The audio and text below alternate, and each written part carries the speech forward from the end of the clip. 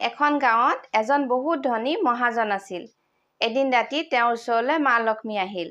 মা লক্ষ্মীয়ে তেওঁক ক'লে যে মহাজন, যোৱা 25 বছৰে তুমিতো মোক খুব সেৱা কৰিলা, তুমি মোক বহুত মৰম দিলা, কিন্তু এতিয়া তোমাৰ পুণ্য শক্তিহীন হ'বলৈ ধৰিছে। এতিয়া মই তোমাক এৰি যাবলৈ ওলাইছো। এনেতো মই কাকো নকওঁ, তুমি মোক খুব সেৱা কৰিলা, সেইবাবে এতিয়া তুমি মোৰ পৰা কিবা এটা বৰদান বিচৰা। তুমি যি বিচৰা মই তাকেই দিম। তেতিয়া মহাজনে ক'লে, মা, আপোনাৰ কাৰণে মোক সকলোৱে জয় জিতেন্দ্ৰিয় কয়। আপোনাৰ কাৰণে মোক সকলোৱে পূজা কৰে। যদি আপুনিয়ে নাথাকে মোক কোনেও সেৱাও নকৰিব। পইচাৰ অবিহনে কাৰো একো মূল্যই নাই। মা লক্ষ্মীয়ে ক'লে, যি নহওক, মোৰ যাবৰ সময়টো আহিয়ে গ'ল। তুমি বিচৰা মতে মই তোমাক এটা বৰদান দি যাম। কোৱা, তুমি কি বিচৰা? মহাজনে ক'লে, আজি নালাগে, মোৰ 4 গৰাকীকৈ বোৱাৰী আছে।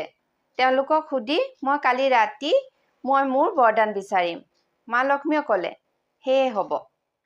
মহাজনে ৰাতিপুৱা শুই উঠিয়েই চিন্তা কৰিব ধৰিলে। মোৰ 25 বছৰৰ উপাৰ্জন যাবলৈ ওলাইছে। এতিয়া মই কি কৰোঁ? চিন্তাতে তেওঁৰ মুখখন একেবাৰে শুকাই গৈছে। তেতিয়া তেওঁৰ 4 গৰাকী বোৱাৰী ওচৰলৈ আহি সুধিলে, দেউতা, কি হৈছে আপোনাৰ?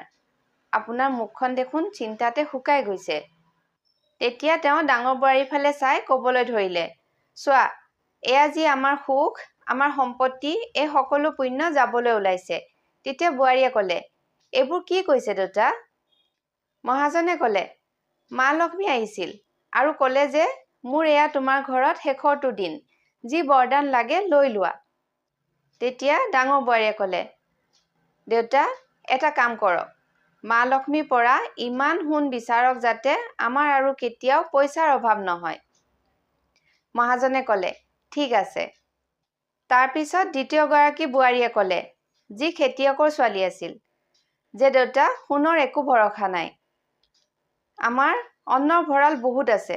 আপুনি এটা কাম কৰক, আমাৰ যিমান অন্নৰ ভঁৰাল আছে গোটেইবোৰ অন্নৰে ভৰাই লওক। মহাজনে ক'লে, ঠিক আছে। তাৰ পিছত তৃতীয় গৰাকীয়ে ক'লে,